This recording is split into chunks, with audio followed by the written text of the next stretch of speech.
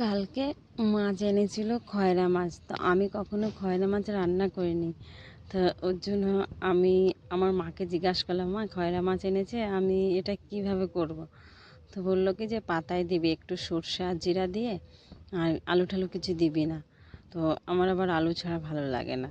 তো সেই কারণে আমি সত্যি কথা মায়ের কথা শুনি নাই, সবটা শুনেছি, কিন্তু আলুটা আমি দিয়েছি, দিয়ে আমি মেখে দিয়ে চলে এসেছি কাচাকুচি করতে।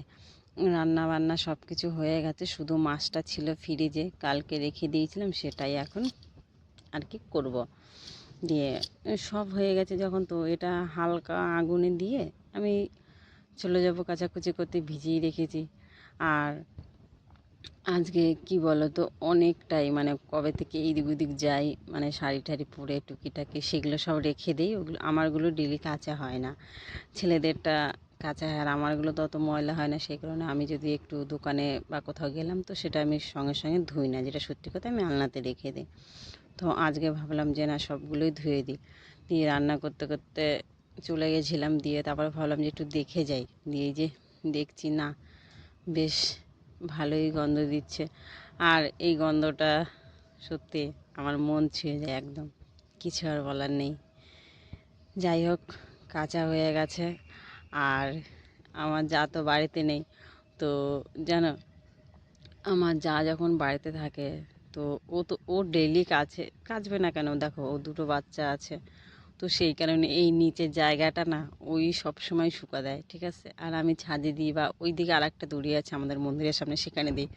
তো এখন যাহা তো ও নেই, তো বাড়িটাও ফাঁকা ফাঁকা, আর এই যে তারগুলোও ফাঁকা ফাঁকা, তাই ভাবলাম যে এখানে আমিই শুকা দিয়ে দিই, ও যতদিন না আসছে। সেই কারণে আমি এখানেই দিলাম কিছুটা।